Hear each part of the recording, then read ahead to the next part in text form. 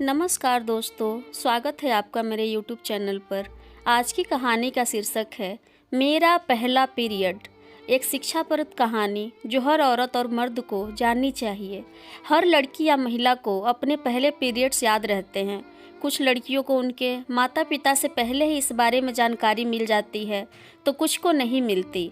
मासिक धर्म, माहवारी, पीरियड्स या मेंस्ट्रुअल साइकिल जितना ही स्वाभाविक और प्राकृतिक है, उसे हमने उतना ही असहज करने वाला बना दिया है। आज भी आप दुकान में सैनिटरी पैड्स मांगेंगे तो उसे अखबार या काली झिल्ली में ही लपेट कर दिया जाएगा।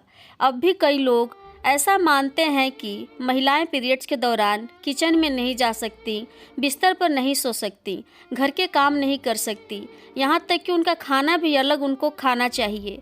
पीरियड्स के बारे में हर लड़की या महिला को खुलकर बात करनी चाहिए। केवल महिला ही नहीं, पुरुष को भी इस बारे में जानकारी होनी चाहिए, ताकि वो अपनी पार्टनर या किसी भी महिला के इस नेचुरल बायोलॉजिक फंक्शन को समझ सके। पेरेंट्स को भी अपनी बच्चियों को पीरियड्स के बारे में ज़रूरी जानकारी देनी चाहिए, ताकि जब उन्हें पहली बार पीरियड्स आए तो वे घबराए नहीं। तो चलिए आज की कहानी शुरू करते हैं। मुझे लगा मैं बीमार हो गई हूँ, रीता ने कहा, जो आंध्र प्रदेश की रहने वाली है और दिल्ली में जॉब करती है। रीता ने कहा, अगर मैं अपने नज़रिए से देखूं तो पीरियड्स को उस समय काफ़ी छुपा कर रखा जाता था और उस बारे में कोई भी जानकारी पहले नहीं दी जाती थी। अगर मैं अपनी बात करूं तो मुझे भी मेरे पहले पीरियड्स के समय कुछ नहीं पता था। फिर जब मुझे पहली बार पीरियड्स आए तो मैं काफ़ी डर गई थी, क्योंकि मुझे लगा था कि कहीं मुझे कोई बीमारी तो नहीं हो गई। रीता ने आगे बताया, मैं उस समय 8th क्लास में थी और मेरी उम्र 12 से 13 साल रही होगी। छुट्टी वाला दिन था और मैं बैठकर टीवी देख रही थी। सुबह से ही मेरे पेट में अजीब सा लग रहा था, लेकिन मैंने उसके बारे में घर पर किसी को नहीं बताया।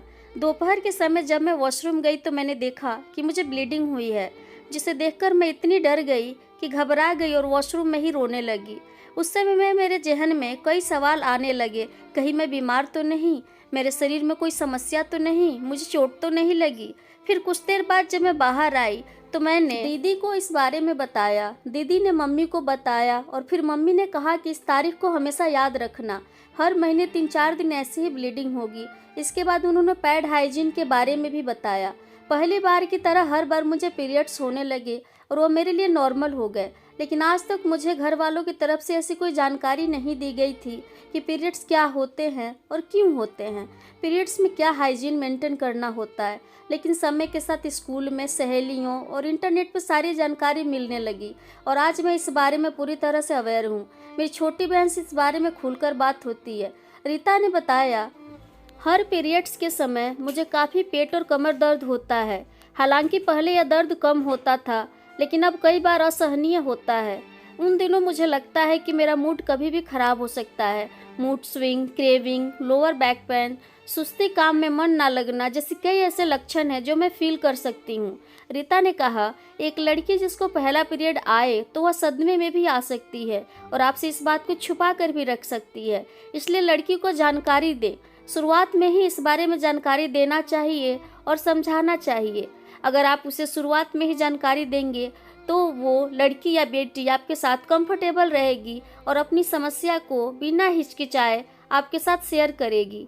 अगर वह मेरी जैसी सिचुएशन में हुई और उससे भी अचानक बिना जानकारी के पीरियड्स आए तो वह भी मेरी ही तरह सदमे में आ सकती है और आपसे इस बात को छुपा कर भी रख सकती है। इसलिए लड़की को जानकारी दें, उसके सवालों का आसान भाषा में जवाब दें, जिससे वो पहले से ही इन सब के लिए मेंटली तैयार रह सके।